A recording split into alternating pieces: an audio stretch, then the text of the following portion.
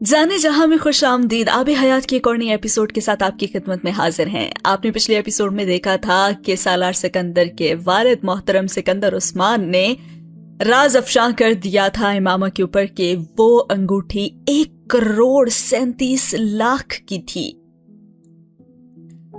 हमारी मुसन्निफा उमैरा अहमद कोई भी चांस ऐसा हाथ से जाने नहीं दे रही जहां पे इमामा सालार से इम्प्रेस ना हो रही हो। उसकी जिंदगी में बहुत सारे लम्हे आए थे जहां पे उसके अल्फाज, उसका इजहार कोई मायने नहीं रखता था। एक खामोशी उस पे छा जाती थी सालार की बेलौस मोहब्बत देखकर। और वाकई लगता है कि ऐसी मोहब्बत इस दुनिया में बहुत ही कम है या फिर शायद एग्जिस्ट ही नहीं करती।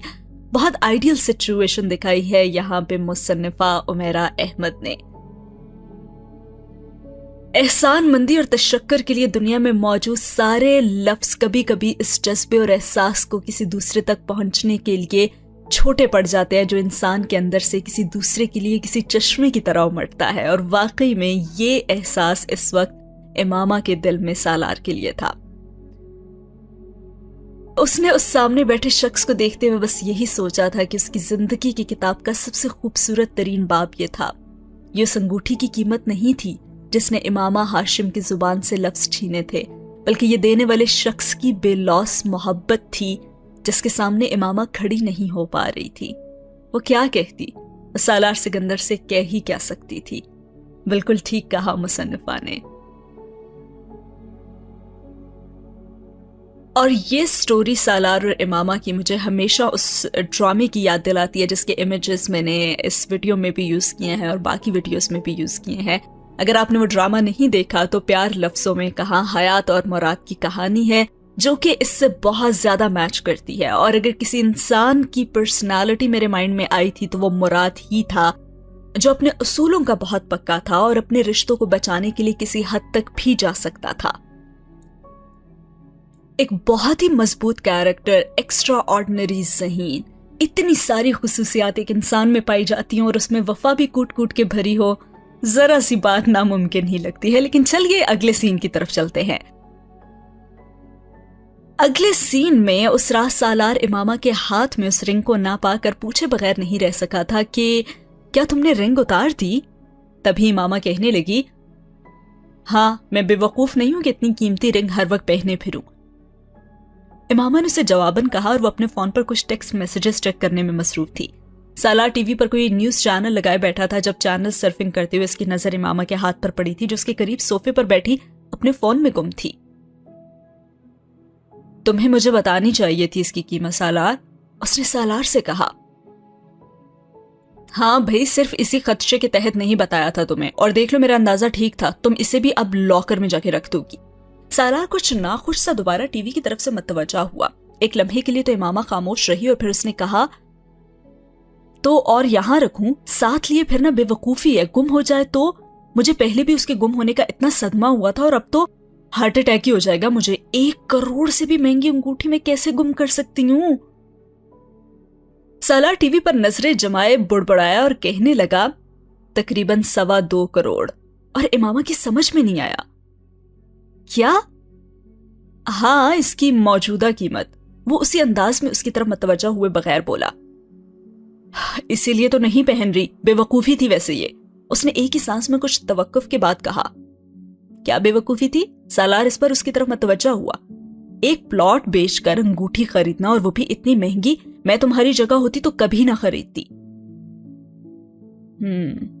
इसीलिए तुम मेरी जगह नहीं हो इमामा, सालार ने जताने वाले अंदाज में से कहा। और वो नादिम हुई थी लेकिन उसने जाहिर नहीं किया था। वो प्लॉट होता तो आज उसे बेचकर घर बना चुके होते ना तुम, उसने चंद लम्हे की खामोशी के बाद सालार से कहा। नहीं, तुम्हारे ख्वाबों का एकड़ों पर फैला हुआ घर चंद करोड़ में थोड़ी ना बन जाता इमामा। वह उसे चिढ़ाने वाले अंदाज में कुछ याद दिला रहा था और इमामा को एक झमाके के साथ अपनी स्केच बुक याद आई जिसमें उसने अपने मुमकिना घर की ढेरों ड्राइंग्स बना रखी थी। घर के नक्शे ही नहीं, कमरों की कलर स्कीम तक, घर के अंदर की सजावट की तफसीलात तक। और वो स्केच बुक घर के बहुत से दूसरे सामान के साथ सिकंदर उस्मान के घर की ऊपरी मंजिल के 2 कमरों में स्टोर किए हुए सामान के साथ कहीं रखी हुई थी। 10 साल पहले अमेरिका शिफ्ट होने के बाद वो स्केच बुक उसके पास थी, लेकिन वहां से कांगू जाने से पहले वो अपना कुछ सामान पाकिस्तान छोड़ गई थी और उसमें वो स्केच बुक भी थी और शायद उसकी किस्मत में बचना ही था, इसलिए वो बच गई, वरना कांगू में पड़े उनके बाकी सामान के साथ जलकर खाक हो चुकी होती। क्या याद दिलाया तुमने मुझे, मैं कल ही अपनी स्केच बुक निकालती हूँ, मुद्दत होगी उसे देखे हुए और उसमें कुछ ऐड भी किए हुए। इमामा का जहन बर्क रफ्तारी से अंगूठी से हटकर घर पर चला गया था और पता नहीं क्या हुआ, फिर टीवी देखते देखते सालार को अमेरिका में खरीदे और फिर बेच दिए जाने वाले उस घर का ख्याल आया था जिसके बारे में उसने इमामा को नहीं बताया था। तुम्हें एक चीज दिखाऊं? सालार ने रिमोट का म्यूट का बटन दबाते हुए टीवी की आवाज बंद की और सामने टेबल पर पड़े अपने लैपटॉप को उठाया। हाँ क्या? वो दोबारा अपने सेल फोन की तरफ मतवज्जा होते होते चौंकी। सालार अब लैपटॉप खोलकर उसमें से तस्वीरों वाले हिस्से में जाकर उस घर की तस्वीरें ढूंढ रहा था और वो चंद मिनटों की जद्दोजहद के बाद स्क्रीन पर नमूदार हो गई थी। ये क्या है? इमामा ने एक के बाद एक स्क्रीन पर नमूदार होने वाली उन तस्वीरों को देखते हुए सालार से कहा। एक घर, एक झील और उसके गिर्द फैला लॉन। और वो उसकी बात पर हंसी। ये तो मुझे भी नजर आ रहा है, लेकिन किसका घर है? उसने सालार से पूछा। और तुम ये मुझे क्यों दिखा रहे हो? इमामा, तुमने कभी पहले ये तस्वीरें देखी हैं? सालार ने एक लम्हे के लिए ठटक कर उससे पूछा। नहीं तो क्यों? इमामा ने उसके सवाल पर कुछ हैरान होकर पूछा। जब हमीन पैदा हुआ था और मैं तुम्हारे पास अमेरिका से आया था तो तुमने मुझे बताया था कि उस रात तुमने ख्वाब में एक घर देखा था। क्या वो घर ऐसा था? तुम्हें वो ख्वाब याद है ना? सालार ने उससे पूछा। हाँ याद तो है, वो एक लम्हे के लिए ठटकी, लेकिन वो घर ऐसा नहीं था और वो झील भी ऐसी नहीं थी। इमामा ने जैसे अपनी यादाश्त पर जोर दिया। ख्वाब बेशक पुराना था, लेकिन तख़ील कभी पुराना नहीं होता। और ये कहकर उसने जैसे सालार के एहसास जुर्म के गुब्बार की हवा निकाल दी थी। वो बेख्तियार एक गहरा सांस लेकर रह गया। लेकिन क्यों? तुम क्यों पूछ रहे हो ये सब? और ये किसका घर है? इमामा को उलझन हुई। दरअसल ये घर मैंने तुम्हारे लिए खरीदा था। सालार ने एक बार फिर उन तस्वीरों को स्क्रॉल करना शुरू कर दिया और इमामा को इस बात पर जैसे झटका लगा था। क्या मतलब? मेरे लिए? हाँ, तुम्हारे लिए मॉर्गेज किया था अमेरिका में। तुम्हें सरप्राइज देना चाहता था तुम्हारी बर्थडे पर गिफ्ट करके, लेकिन वो उन तस्वीरों को बारी बारी देखते हुए बात करते करते आखिरी तस्वीर पर जा रुका। लेकिन क्या सालार? इमामा ने उसके खामोश होने पर पूछा। लेकिन फिर मैंने इसे बेच दिया कांगू दोबारा आने से पहले। और सालार ने तस्वीरों के फोल्डर्स को बंद करके उसे डिलीट करते हुए कहा। सूद से मैं दुनिया में तो घर ले सकता था, लेकिन जन्नत में घर नहीं ले सकता था। उसने लैपटॉप स्क्रीन से नजरें हटाकर इमामा को देखा और अजीब अंदाज में मुस्कुराया। शर्मिंदगी, नदामत, बेचारगी, सब कुछ था उस मुस्कुराहट में, यूं जैसे किसी ने हथियार डाले हों। तुम ले भी लेते तो भी मैं उस घर में कभी ना जाती। सिर्फ एक घर ही की फरमाइश की है तुमसे पूरी जिंदगी में, वो भी हराम के पैसे से बनाकर देते तुम मुझे। इमामा ने संजीदगी से कहा। मैं तुम्हारे ख्वाबों का घर बनाकर देना चाहता था, एकड़ों पर फैला झील के किनारे समर हाउस वाला घर। सालार ने ठंडी सांस ली और जल्द बनाना चाहता था, यह भी कहा। बुढ़ापे तक पहुंचने से पहले उसने लैपटॉप बंद कर दिया। इमामा ने सर झटका। सालार, तुम वाकई बेवकूफ हो। मेरे ख्वाबों के घर की ईंटें हराम के पैसे से रखी जाएं, ये ख्वाहिश नहीं की थी मैंने। और एकड़ों का घर तुमसे कहा था, लेकिन दुआ तो अल्लाह से करती हूं कि वो उसको मुकम्मल करे और इतने वसाइल दे। तुमसे एक बार भी मैंने नहीं कहा कि इतना कमाओ या इसी साल घर खड़ा करके दो। इतने सालों में एक बार भी तुमसे जिद की कि इस साल जरूर लेकर ही दो घर। कभी भी याद दहानी नहीं कराई मैंने। फिर क्यों जल्दी थी तुम्हें उस घर के लिए कि तुम्हें मॉर्गेज करना पड़ा? उसे अफसोस हो रहा था। तुमने कभी मुझसे नहीं कहा, मुझे रिमाइंडर नहीं दिए, लेकिन मुझे पता तो था ना कि तुम्हारी ख्वाहिश है। मैं चाहता था मैं तुम्हारी ख्वाहिश पूरी करूं। तुमने सिर्फ एक चीज मांगी थी मुझसे, इसलिए। वो उससे कहता जा रहा था और इमामा हंस पड़ी। तुम ख्वाब देख रहे हो सूद से पाके एक इस्लामी मालियाती निजाम का जिसे दुनिया में राइज कर सको, और मैं ख्वाब देखती हूँ एक एकड़ों पर फैले घर का, हलाल के पैसे से बने हुए घर का। ख्वाब तुम्हारा भी अल्लाह ही पूरा कर सकता है और मेरा भी, इसलिए इसे अल्लाह पर ही छोड़ देते हैं। वैसे भी मैंने सोचा है वो अंगूठी बेचकर उससे कोई प्लॉट तो लेकर रख ही सकती हूं ना मैं।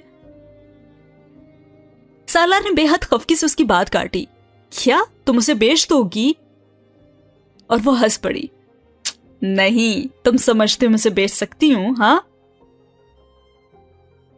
हाँ शायद, सालार ने उसी अंदाज में कहा और वो एक बार फिर हंस पड़ी। तुम्हें पता है दुनिया में सिर्फ एक ही मर्द है जो मेरे लिए ऐसी अंगूठी खरीद सकता है। इमामा अब तुम रो कर मुझे जज्बाती करोगी। सालार ने उसकी आंखों में उभरती नमी को देखकर हिफाजती बंद बांधने की कोशिश की और उसे टोका। कहने दो ना, ये अंगूठी इनवैल्यूएबल है और तुम भी इनवैल्यूएबल हो, बहुत अनमोल हो। उसने ठीक भांपा था, इमामा की आंखें बरसने लगी थी। अच्छा, तुम मानती हो ना कि मैं अनमोल हूं, तो फिर एक बात मानोगी मेरी? सालार ने उसका हाथ थामा।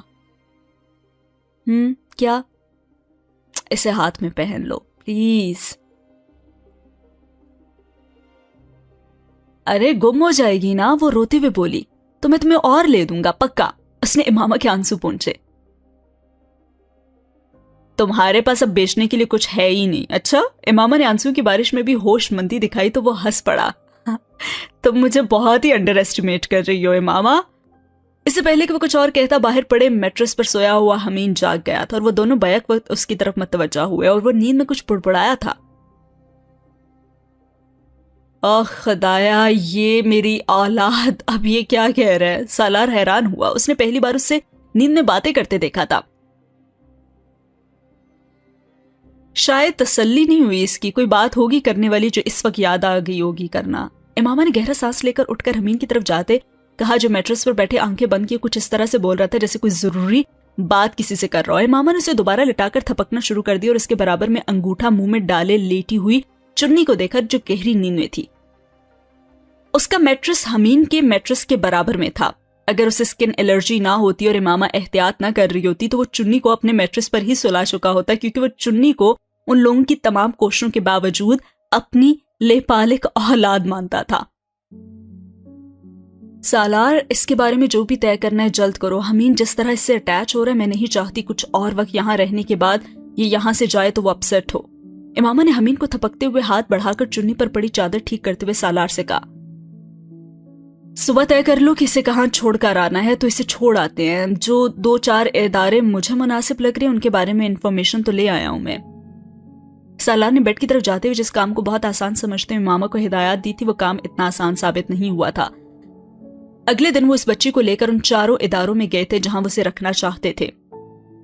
2 इदारों ने मुनासिब कानूनी कार्रवाई के बगैर उस बच्ची को फौरी तौर पर अपनी तहवील में लेने से तो इनकार कर दिया। जिन 2 इदारों ने उस बच्ची को वक्ती तौर पर लेने पर आमादगी जाहिर की, वहां बच्चों की परवरिश और देखभाल के इंतजामात देखकर वो दोनों खुश नहीं थे।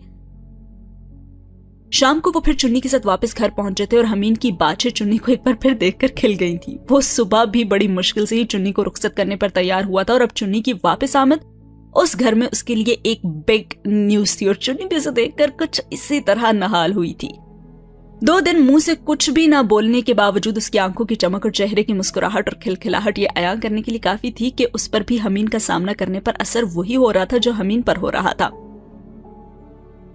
अगले चंद दिन सालार ने चुन्नी की गार्डियनशिप के हवाले से कानूनी कार्रवाई करने और चुन्नी की पैदाइश और पैदाइश से मुतल्लिका बाकी कागजात पूरे करने की कोशिश की। और जब 2-3 दिनों में वो उन कामों में फंसा रहा तो हमीन ने चुन्नी के बारे में यह भी दरियाफ्त कर लिया था कि वो गूंगी थी, क्योंकि वो इन 3-4 दिनों में बिल्कुल खामोश रही थी। सिर्फ जरूरतन जुबान से आवाजें निकाल रही थी जो बहुत महदूद और आ तक महदूद थी। और ये चुन्नी के बारे में एक बेहद खौफनाक इंकशाफ था जिसने इमामा और सालार दोनों को हिला कर रख दिया था। इमामा को यकीन नहीं आया था। वो कहने लगा, मम्मी शी इज डम। हमीन ने अपनी बात जारी रखते हुए कहा, मामा मुझे पूरा यकीन है। उसने इमामा को उस दिन की सबसे अहम इत्तला दी जो उसने पिछले चंद दिनों में चुन्नी की मुसलसल खामोशी से अखज़ की थी। नहीं सुन तो रही है, इमामा ने चुन्नी से बात करने की कोशिश के बाद नतीजा निकालते हुए कहा। वो हर आवाज पर मुतवज्जा होती थी। अरे मम्मी ये इम्पोर्टेंट नहीं है, हमीन माँ के इत्मीनान पर खुश नहीं हुआ था। उसका ख्याल था उसकी अपनी तशखीस ठीक थी और उसे ही वजनी समझना जाना चाहिए। Mummy, the most important thing is to talk and she can talk. हमीन ने उसकी माजूरी पर इजहार अफसोस करते हुए अपनी आंखों में हतल मकदूर रंजीदगी और अफसोस शामिल किया। No, the most important thing is to listen. Imama ने बड़े गलत मौके पर अपने बेटे को नसीहत करने की कोशिश की और वह चंद लम्हे खामोश रहकर जैसे माँ की बात पर सोचता रहा और फिर उनसे कहने लगा, I don't think so. There are so many things which can listen, but only few can talk. Mohammad Hamid Sikandar की दानाई ने इमामा को हमेशा की तरह चारों शाने चित कराया था। वो अब लॉन में मौजूद सारी चीजें माँ को गिनवा रहा था जो सुनती थी लेकिन बोल नहीं सकती थी, और उन चीजों में उसने चुन्नी और उसके हाथ में पकड़ी गुड़िया को भी गिना था। इमामा ने हाथ जोड़कर उसकी गिनती को रोका था। वो एक चलती फिरती टॉकिंग डिक्शनरी थी जो लफ्ज सुनता जैसे रिकॉर्ड कर लेता और फिर हर उस चीज का नाम दोबारा दोहरा सकता था जो वो एक बार सुन चुका था। चुन्नी के बारे में हमीन का यह मुशाहिदा इस वक्त इमामा को अहमकाना ही लगा था। उसका ख्याल था वो बच्ची नए माहौल में आने की वजह से अभी एडजस्ट नहीं हुई थी, इसलिए बोल नहीं रही थी। बज़ाहिर वो वहां बेहद पुरसुकून और मुतमईन नजर आती। उसकी तारीख पैदाइश जान लेने के बाद ये मानना मुश्किल था कि 1.5 साल की चुन्नी ने कोई लफ्ज ही ना बोला हो। इमामा ने तो बच्चों का 7-8 माह की उम्र में टूटे फूटे लफ्जों को अदा करने की सलाहियत का मुजाहिरा देखा था, लेकिन उसे ये वाकई अंदाजा नहीं था कि जब आप किसी की नवी और अनचाही औलाद हों और आपके घर भूख और बीमारी से लेकर हर वो मसला मौजूद हो जो जमीन पर किसी इंसान की जिंदगी को जहन्नम बना सकता है, और फिर आप रिश्तेदारों पर इन्हिसार करते हो जहां आपकी जिंदगी का वाहिद मुसरफ माहाना आने वाली रकम हो और उसके अलावा किसी को आपसे कोई तवक्को ही ना हो आपकी जरूरत, तो देखना और बोल पाना बहुत बड़ी जद्दोजहद बन जाता है, और ये जद्दोजहद इंसान बचपन से खुद नहीं कर सकता। चुन्नी की सबसे बड़ी कामयाबी ये थी कि उसने किसी की तरफ से उंगली पकड़कर चलाने की कोशिश न करने के बावजूद अपने नहीफो नजार वजूद को अपने कदमों पर खड़ा करना सीख लिया था। बोल पाना एक दूसरी जद्दोजहद थी जो उसे उस घर में करनी थी। वो गूंगी नहीं थी, लेकिन उस घर में आने से पहले उसने कोई लफ्ज पूरा अदा नहीं किया था। 3.5 साल का बच्चा अपने एक साथी बच्चे को किसी बड़े की निस्बत ज्यादा आसानी से शायद बूझ रहा था, और यही हमीन कर रहा था। और साथ ही हुआ ये सीन खत्म। अगले सीन में जनाब चुन्नी के नसीब में किसी इदारे में परवरिश पाना नहीं लिखा था। उसके नसीब में सालार सिकंदर के घर में ही पलना बढ़ना लिखा था। जब तक सालार कानूनी मामलात को निपटा कर चुन्नी के लिए एक इदारे का इंतखाब करता, चुन्नी को शदीद नमूनिया हो गया था। 2 दिन के बाद उन लोगों को वापस कांगू भी जाना था और उनकी 3 हफ्ते की छुट्टी खत्म हो रही थी। फौरी तौर पर चाहने के बावजूद वो चुन्नी को किसी हॉस्पिटल में इस हालत में छोड़कर नहीं जा सके। एक अजीब खदशा उन दोनों को लाहक हुआ था कि अगर इस बच्ची की अच्छी निगहदाश्त न होती और वो उनके इस तरह छोड़ जाने पर खुदा न खासा मर जाती तो वो खुद को कभी माफ न कर पाते। सालार और इमामा ने यह फैसला किया था कि इमामा बच्चों के साथ तब तक वहीं रहेगी जब तक चुन्नी की हालत संभल नहीं जाती, और सालार वापस चला आया था। इमामा 2 हफ्ते और पाकिस्तान में रही। चुन्नी की हालत संभल तो गई थी, मगर अब वो बच्चों के साथ और खासतौर पर हमीन के साथ इस तरह अटैच हो गई थी कि वो उनसे अलग होने पर तैयार नहीं थी। सालार उन लोगों को पाकिस्तान से वापस ले जाने के लिए आया और हमीन को बताए बगैर वो दोबारा चुन्नी को एक इदारे में छोड़ने गया। वो दोनों बार उससे लिपटकर चीखें मार कर रोने लगी। वो उसके अलावा किसी और की गोद में भी जाने को तैयार नहीं थी। वो जबरदस्ती उसे थमाकर बाहर निकलता और उसकी चीखों की आवाज सुनकर किसी अजीब कैफियत में वापस आ जाता। वो उसकी गोद में आते यूं चुप कर जाती जैसे कुछ हुआ ही ना हो, जैसे वाकई अपने बाप की गोद में हो। वो जिब्रील को कुरान पाक खुद हिफ्ज करवा रहा था, और पाकिस्तान से चले जाने के बाद 2 हफ्तों तक वो रोज स्काइप पर जिब्रील को पढ़ाता, फिर बच्चों और इमामा से बात करता तो चुन्नी भी उसी माहौल का हिस्सा होती। वो सालार को स्क्रीन पर नमूदार होते देखकर इस तरह खुशी से चीखें मारती, ऊ आ करती, और उसने अपनी जिंदगी का पहला लफ्ज भी सालार के पाकिस्तान आने पर उसे देखकर बाकी बच्चों की तरह उसकी तरफ भागते हुए अदा किया था। बा वो सालार की तरफ भागते हुए बोलती जा रही थी, और इस बात को सबसे पहले हमीन ने नोटिस किया था। Oh my God, she can talk, बाबा। सालार की तरफ भागते हुए उसके पैरों को जैसे ब्रेक लग गई। वो अपने मोटी आंखें गोल किए चुन्नी को देख रहा था जो अब सालार की टांगों से लिपटी हुई थी। सालार इनाया को उठाए हुए था और वो उसकी टांगों से लिपटी पापा बाबा बोलती जा रही थी। मुंह ऊपर किए हुए चमकती आंखों के साथ एलर्जी के मंदमल होते हुए निशानात वाला चेहरा और सर पर नए निकले हुए स्याह बालों की हल्की सी तय और सेहतमंद चेहरा। ये वो बच्ची नहीं थी जिसे 1 महीने पहले वो मुर्गियों की गंदगी खाते उठा कर लाया था। उसके ट्राउजर के कपड़े को अपनी मुट्ठियों में भींचते वह मुट्ठियां खोलकर बाजू हवा में लहरा रही थी सालार सिकंदर की तरफ, इस तरह कि वो अब उसे भी उठाएगा जैसे उसने इनाया को उठाया था। पिदराना शफकत अगर कोई थी तो इस वक्त सालार ने चुन्नी के लिए वही महसूस की थी, और किस रिश्ते से ये उसकी भी समझ में नहीं आया। उसकी समझ में ये बात कभी भी नहीं आ सकती थी कि कुछ रिश्ते खून के नहीं होते, नसीब के होते हैं। सालार सिकंदर, उसका खानदान नसीब से चुन्नी को मिला था। सालार ने इनाया को नीचे उतारा और अपने पैरों से लिपटी चुन्नी को उठाया और वो खिलखिलाई। उसने इनाया की तरह बारी बारी सालार के गाल चूमे, फिर वो सालार की गर्दन के गिर्द हाथ लपेटकर उसके साथ यूं चिपक गई कि अब नीचे नहीं उतरेगी। और वो पहला लम्हा था जब सालार को अंदाजा हुआ चुन्नी से अलग होना दिक्कत तलब काम है। वो कैसे उनके घर और जिंदगियों का हिस्सा बन गई थी, उनमें से किसी को एहसास भी नहीं हुआ था, सिवाय हमीन के, जो दिन में तकरीबन 300 बार ये ऐलान करता था। और वो ऐलान ये होता था that he finally has a baby sister। वो अब उसकी बहन है। चुन्नी के स्टेटस में यह तब्दीली जिब्रील की कोशिशों से मुमकिन हुई थी, जिसने कई दिन हमीन के साथ सर खपाने पर उसे इस बात पर तैयार कर लिया था कि वो चुन्नी को अडॉप्ट करके अपनी औलाद बनाने के बजाय उसे अपनी बहन बना सकता है, यानी बेबी सिस्टर। और अब हमीन की उस बेबी सिस्टर को किसी दारुल अमान छोड़ना सालार के लिए अजीब जान जोखों का खेल बन गया था। सालार सिकंदर कोई बहुत ज्यादा जज्बाती इंसान तो नहीं था, मगर उस 1.5 साल की बच्ची ने उसे अजीब दौराहे पर लाकर खड़ा कर दिया था। वो वापस जाने से पहले इमामा के साथ बैठकर चुन्नी के लिए हर इम्कान को ज़ेरे गौर लाता रहा था और हर इम्कान को रद्द करता रहा, यहां तक कि इमामा ने कह ही दिया, तुम इसे अडॉप्ट करना चाहते हो क्या? उन सारे इम्कानात में बस ये इम्कान था जिस पर सालार बात नहीं कर सका था, और अब इस इम्कान के इमामा की जुबान पर आने पर वो खामोश नहीं रह सका। हाँ शायद, लेकिन ये काम तुम्हारी मर्जी के बगैर नहीं हो सकता। अडॉप्ट जो भी करे, पालना तो तुम्हें है ना, क्या तुम पाल सकती हो? सालार ने उससे पूछा। पहले कौन पाल रहा है? इमामा ने अजीब जवाब देकर जैसे सालार को उस मुश्किल से निकाल दिया। अगर इसके नसीब में जिंदगी थी तो इसकी जिंदगी रही। इसके नसीब में हमारे घर में ही परवरिश पाना लिखा है तो हम कैसे रोक सकते हैं? शायद इसमें इसकी और हमारी कोई बेहतरी लिखी हो।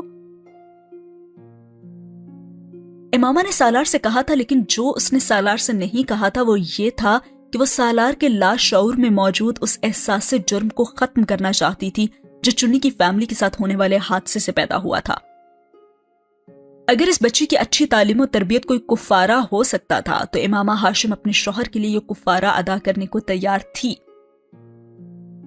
चुन्नी को अडॉप्ट करते हुए सालार सिकंदर ने उसको अपनी वल्दियत भी दी थी। इस बच्ची को अडॉप्ट करते हुए सालार सिकंदर को अंदाजा नहीं था कि वो बच्ची कुफारा नहीं थी। उस बच्ची का नया नाम था रईसा। रईसा सालार अपने नसीब में और अपने से मुंसलिक हर शख्स के नसीब में खुश नसीबी के अलावा और कुछ नहीं थी। खुश नसीबी का वो परिंदा जो जिसके भी सर पर बैठता उसे बादशाह बना देता, और उसे एक बादशाह ही की मलका बनना था। और साथ ही हुआ ये सीन खत्म। काफी सस्पेंस क्रिएट हो रहा है। क्या करने वाली है ये चुन्नी? जी जनाब, अगले सीन में कांगू का आखिरी साल सालार सिकंदर के लिए कई हवालों से बेहद हंगामा खेज रहा था। वो वर्ल्ड बैंक के साथ अपने आखिरी साल में अपने सारे मामलात को वाइंड अप कर रहा था, और उसकी जिंदगी के आधे दिन रात जहाज पर सफर के दौरान गुजर रहे थे। और उन्हीं रोजो शब में उसकी मुलाजमत का दौरानिया खत्म होने से चंद हफ्ते पहले उसे वाशिंगटन बुलाया गया था, और अमरीकी हुकूमत ने उसे वर्ल्ड बैंक के सदर के ओहदे की पेशकश की थी।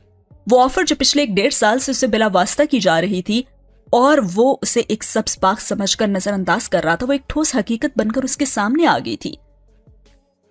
انکار اتنا آسان نہیں تھا جتنا سالار سمجھتا تھا. یہ بہت بڑی ترغیب تھی. وہ جس پروجیکٹ پر کام کر رہا تھا اسے اناؤنس کرنے میں ابھی کچھ وقت باقی تھا. ورلڈ بینک کا پہلا کم عمر ترین مسلمان صدر 42 سال کی عمر میں اس عہدے پر کام کرنے کے لیے کوئی بھی کچھ بھی کرنے کو تیار ہو سکتا تھا. وہ تاریخ کا حصہ بن سکتا تھا بے حد آسانی سے صرف ایک عہدے کو قبول کر لینے سے. سالار سکندر نے زندگی کے اس مرحلے پر ایک بار پھر یہ اعتراف کیا تھا کہ ترغیبات سے بچنا اتنا آسان کام نہیں تھا جتنا وہ اسے سمجھنے لگ گیا تھا. اس نے امریکہ میں ہونے والی میٹنگ اور اس آفر کے بارے میں سب سے پہلے کانگو واپس آنے پر امامہ کو بتایا تھا تو اس کے لہجے میں ضرور کچھ ایسا تھا جس سے امامہ کھٹکی تھی. تو اس نے سالار سے پوچھا تو کیا؟ سالار نے اسی انداز میں کہا. ان دونوں نے ابھی کچھ دیر پہلے کھانا کھایا تھا اور وہ ڈنر ٹیبل پر ہی تھے. سالار رات گئے واپس پہنچ جاتا اور ہمیشہ کی طرح نیند اس کی آنکھوں سے کوسوں دور تھی. تم نے کیا کہا؟ امامہ نے اس سے پوچھا. میں نے بس سوچنے کے لیے ٹائم لیا ہے. اس نے ڈیزرٹ کے پیالے سے ایک چمچ لیا. امامہ اس کے جواب سے جیسے بے حد ناخوش ہوئی. سوچنے کے لیے ٹائم؟ تم انکار کر کے نہیں آئے کیا؟ اس نے جیسے سالار کو یاد دلایا تھا. میں نے انکار کیا تھا، قبول نہیں ہوا، مجھے سوچنے کے لیے کہا گیا ہے. سالار نے سویٹ ڈش کا ایک اور چمچ لیا اور پھر پیالہ دور کھسکا دیا. تو کیا سوچ رہے ہو تم سالار؟ امامہ نے میٹھا نہیں کھایا تھا. اس کا پیالہ ویسے ہی پڑا رہا اور سالار اسے دیکھنے لگا. دونوں بے حد خوشی سے ایک دوسرے کا چہرہ دیکھتے رہے. پھر امامہ کی ناخوشی اور خفگی جیسے کچھ اور بڑی تھی. اس نے سالار کے چہرے پر جیسے کچھ پڑا تھا جو اسے پسند نہیں آیا تھا. تو کیا تم یہ آفر قبول کرنا چاہتے ہو؟ اس نے سالار سے ڈائریکٹ سوال کیا.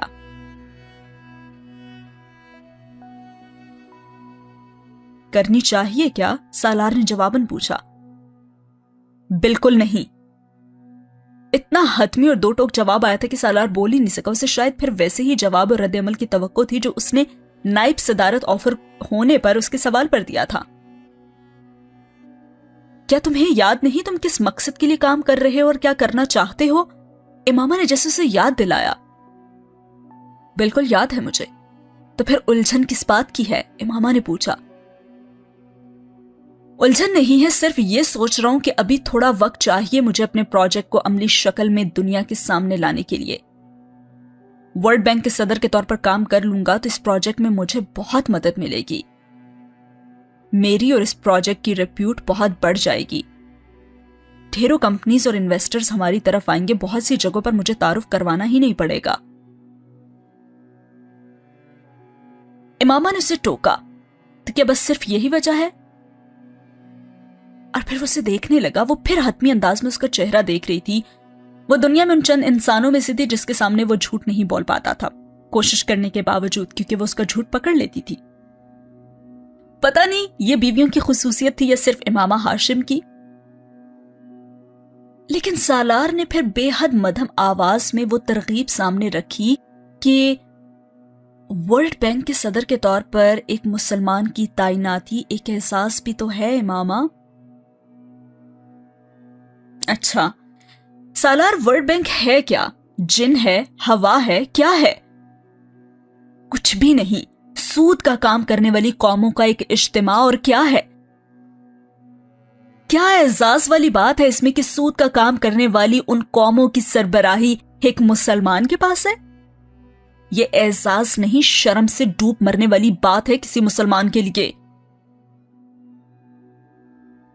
امامہ نے جیسے اسے آئینہ نہیں جوتا دکھایا تھا. وہ خفا تھی، ناخوش تھی اور بڑے آرام سے یہ دیکھ رہی تھی کہ یہ ترغیب تھی جو اس کے شوہر کے قدموں کی زنجیر بن رہی تھی.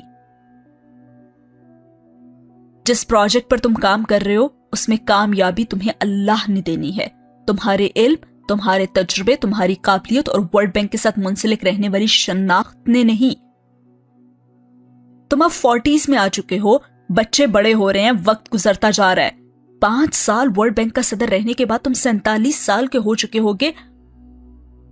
پھر اس کے بعد تم ایک اسلامی مالیاتی نظام پر کام کرنا شروع کرو گے. ہاں، جب تک تم اپنی ساری جوانی ورلڈ بینک کو دے چکے ہوگے. سالار، تم یقیناً مزاح کر رہے ہو. پھر اپنے اپنے ساتھ بھی اور میرے ساتھ بھی، اور ان لوگوں کے ساتھ جنہیں تم ایک ممکنہ انقلاب کا حصہ بنائے بیٹھے ہو۔ وہ کہتے ہوئے ٹیبل سے اٹھ گئی اور برتن سمیٹنے لگی۔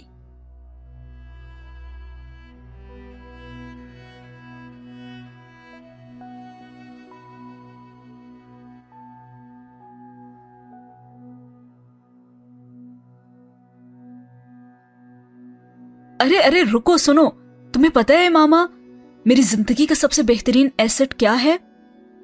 سالار سکندر نے یکدم مجھ سے کہا، اور امامہ اسی طرح اپنے کام میں مصروف رہی۔ اس نے سالار سکندر کے کسی ممکنہ انکشاف میں دلچسپی نہیں لی تھی، اور وہ اس وقت اتنی ہی بد دل تھی۔ سن تو لو، تمہاری یہ ظالمانہ صاف گوئی جو مجھے میری اوقات میں لے آتی ہے، تم مجھ سے امپریس کیوں نہیں ہو جاتی ہو امامہ؟ سالار کے انداز میں اعترافی بے بسی، خراج تحسین، شرمندگی اور معصومیت بیک وقت تھا۔ امامہ اس بار رک کر اسے دیکھنے لگی۔ میں الجھا تھا، ٹیمپٹ ہوا تھا، لیکن گمراہ نہیں۔ تم ٹھیک کہہ رہی ہو، وقت گزرتا جا رہا ہے، چیزیں سوچ سمجھ کر صبر سے کرنی چاہیے، لیکن تاخیر سے نہیں۔ وہ اب اپنا اعترافی بیان دے رہا تھا، اور امامہ کا چہرہ کھل اٹھا تھا۔ اچھا، تو تم چاہتے ہو کہ میں تم سے امپریس ہو جاؤں؟ مجھے تم سے متاثر ہونے اور تمہارے گن گانے کے لیے نہیں بنایا گیا سالار، اس کے لیے دنیا ہے نا۔ مجھے تمہیں چیلنج کر کے تمہیں آگے بڑھانے کے لیے تمہارا ساتھی بنایا گیا ہے۔ یہ کام کوئی اور نہیں کر سکتا۔ اور وہ اب مسکراتے ہوئے سے کہہ رہی تھی، بالکل صحیح کہہ رہی ہو، یہ مجھے پتا ہے اور میں اس کی قدر بھی کرتا ہوں۔ وہ پھر اعتراف کر رہا تھا، وہ فیصلہ جو اس کے لیے مشکل بن رہا تھا، وہ اس کی بیوی نے بے حد آسان کر دیا تھا۔ وہ آسانی چاہتا تھا اور وہ مشکل کی طلبگار تھی، کیونکہ وہ جانتی تھی کہ ہر مشکل میں آسانی تھی۔ اور ساتھ ہی ہوا یہ سین ختم۔ اگلے سین میں وہ آفر میڈیا کے ذریعے سے منظر عام پر آ گئی تھی، اور ورلڈ بینک کے اگلے ممکنہ صدر کے طور پر سالار سکندر کا نام بہت سی جگہوں پر اچھالا جانے لگا تھا۔ اس کے خاندان اور حلقہ احباب کے لیے یہ بے حد فخر کا باعث بننے والی خبر تھی، اور سالار سکندر کے انکار کرنے کے باوجود کہ اس نے یہ عہدہ فی الحال قبول نہیں کیا، کوئی بھی یہ ماننے کو تیار نہیں تھا کہ وہ اس آفر کو قبول کرنے سے انکار کر سکتا تھا یا اسے انکار کرنا چاہیے۔ سکندر عثمان خاص طور پر اس کے اس فیصلے سے بالکل بھی خوش نہیں ہوئے تھے کہ وہ اس آفر کو قبول کرنے کے بجائے اپنے کریئر کی اس سٹیج پر ورلڈ بینک سے علیحدگی اختیار کر کے کچھ اور کرے۔ انہوں نے سالار سکندر سے اور کی تفصیلات جاننے میں بھی ذرہ برابر دلچسپی نہیں لی تھی۔ ان کا فوکس صرف اس بات پر تھا کہ وہ ورلڈ بینک کا صدر کیوں نہیں بننا چاہتا۔ ایک عام باپ کی طرح وہ بھی اپنی اولاد کے لیے دنیاوی کامیابی چاہتے تھے، اور وہ دنیاوی کامیابی سامنے موجود تھی، بس ہاتھ بڑھا کر تھام لینے تک دور۔ تم کیا عقل سے پیدل ہو اور ہمیشہ پیدل ہی رہو گے سالار؟ انہوں نے سالار کے ساتھ اپنی شدید خفگی کا اظہار میڈیا میں اس کے آفس کی طرف سے آنے والی اس کی خبر کے بات کرتے ہوئے کہا تھا، جس میں اس کے آفس نے یہ بیان ریلیز کر دیا تھا کہ وہ ورلڈ بینک کی صدارت کا عہدہ سنبھالنے میں اپنی ذاتی وجوہات کی بنا پر انٹرسٹڈ نہیں، اور صرف نائب صدر کے طور پر افریقہ میں اپنی ٹرم کو مکمل کرنا چاہتا ہے۔ سالار چند دن کے لیے پاکستان آیا ہوا تھا، اور سکندر عثمان نے ضروری سمجھا تھا کہ وہ ایک بار اسے سمجھانے کی کوشش ضرور کرتے، اور اس کوشش کے دوران سالار کی بتائی ہوئی وجہ پر وہ سیخ پا ہو گئے تھے۔ ان کی وہ اولاد ساری عمر عجیب و غریب باتیں اور کارنامے کرنے کے لیے ہی پیدا ہوئی تھی۔ تم ورلڈ بینک کا صدر نہیں بننا چاہتے، وہ عہدہ جو پلیٹ میں رکھ کر تمہیں پیش کیا جا رہا ہے سالار، ہاں؟ وہ استہزائیہ انداز میں سے کہہ رہے تھے، جو ان کے سامنے والے صوفے پہ بیٹھا بے حد خاموشی سے باپ کی لعنت و ملامت سن رہا تھا۔ تم سود سے پاک ایک اسلامی مالیاتی نظام بنانے کا خیالی پلاؤ پکاتے اور کھاتے رہنا چاہتے ہو، ہاں؟ وہ اتنا تلخ ہونا نہیں چاہ رہے تھے جتنا تلخ ہو گئے تھے۔ تمہاری طرح ڈھیروں لوگ یہ خیالی پلاؤ بنا رہے ہیں ساری دنیا میں، اور بناتے ہی چلے جا رہے ہیں۔ نہ پہلے کوئی کچھ کر سکا تھا، نہ ہی آئندہ کچھ ہونے والا ہے۔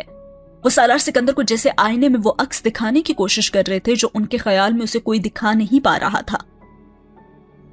اور مجھے یقین ہے کہ تمہارے ذہنی فطور کے پیچھے امامہ کا ہاتھ ہوگا۔ اس سے مشورہ تو کیا ہی ہوگا نا تم نے۔ وہ بیٹے کی رگ رگ کو جانتے تھے، اور اس وقت انہیں سالار کے ساتھ ساتھ امامہ پر بھی غصہ آ رہا تھا۔ لیکن بابا، ہر نسل اسے خیالی پلاؤ سمجھے گی تو پھر یہ صدیوں تک خیالی پلاؤ ہی رہے گا۔ کسی ایک نسل سے کسی ایک فرد کو اٹھ کر اس کے لیے کچھ تو کرنا ہی ہوگا نا. صرف حرام حرام کہہ کر تو ہم اس سودی نظام کے اندر نہیں جی سکتے نا.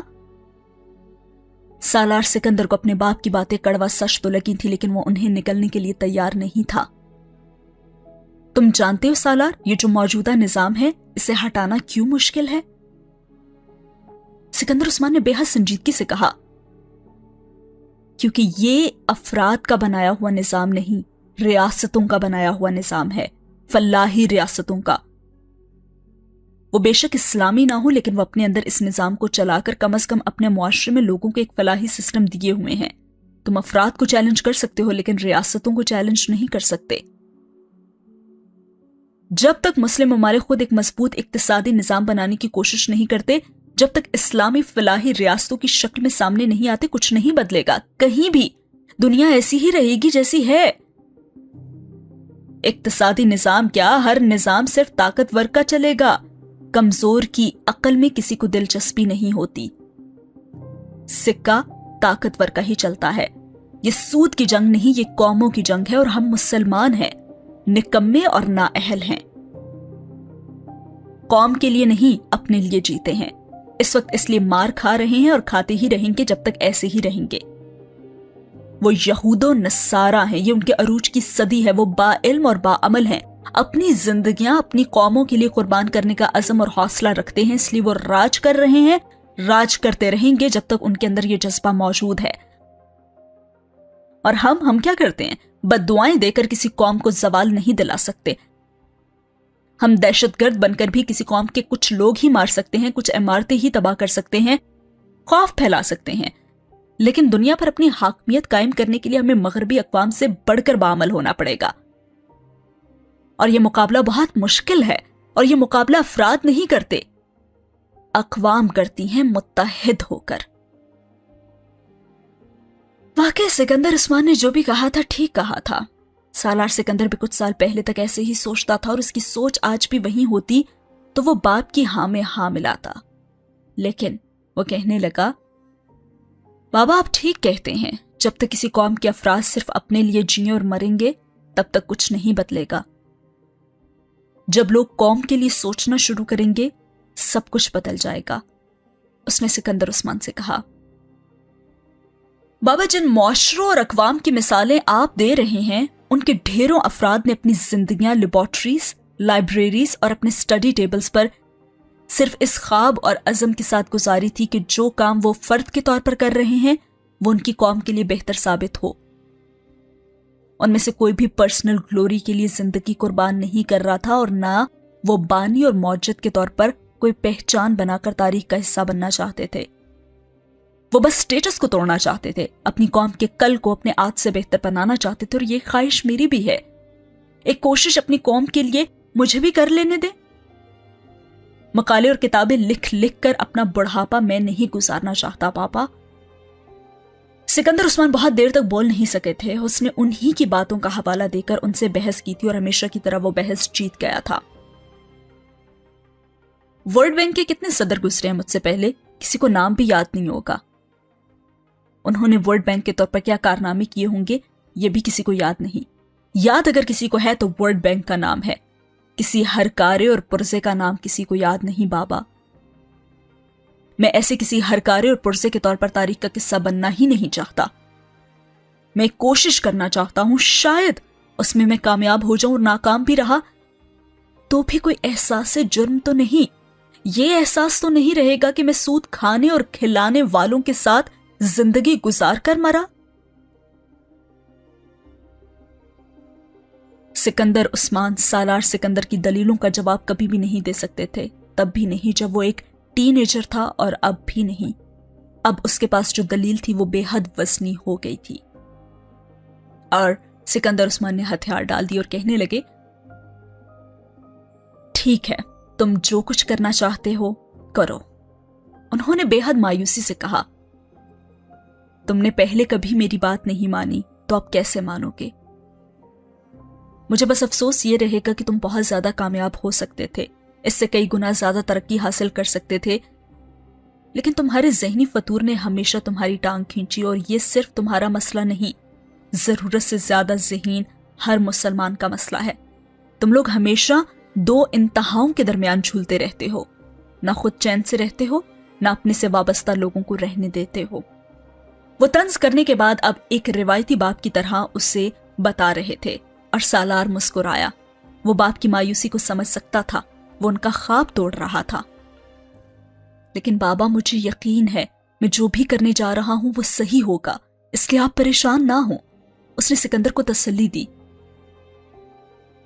اچھا، اور یہ یقین تمہیں کیوں ہے سالار؟ سکندر اس کی تسلی کے باوجود طنز کیے بغیر نہیں رہ سکے. کیونکہ آپ نے زندگی میں جب جب مجھے جس بھی فیصلے کے لیے روکا ہے وہ میرے لیے بہت اچھا ثابت ہوا ہے. آپ کی ممانعت گڈ لک چارم ہے میرے لیے. سکندر عثمان ٹھیک کہتے تھے، وہ واقعی ٹھیک تھا، مگر اس نے سینس آف ہیومر اپنے باپ سے ہی لیا تھا، جس کا پارا لمحے میں چڑھا اور اترا اور وہ ہنس پڑے. بہت کمینے ہو بھائی تم تو. شکریہ بابا، سالار نے جوابی مسکراہٹ کے ساتھ کہا. ساتھ ہی یہ سین اور یہ ایپیسوڈ ہوئی ختم. کامنٹ باکس میں ضرور بتائیے گا کہ آپ کو ایپیسوڈ کیسی لگی. چینل کو سبسکرائب کرنا ہرگز نہ بھولیے گا، یہ بہت ضروری ہے. اگر آپ کو ویڈیو اچھی لگی ہے تو اسے لائک کر دیں اور چینل کو سبسکرائب کر دیں. ملتے ہیں اگلی ویڈیو میں، تب تک کے لیے رکھیے اپنا بہت سارا خیال. اللہ حافظ.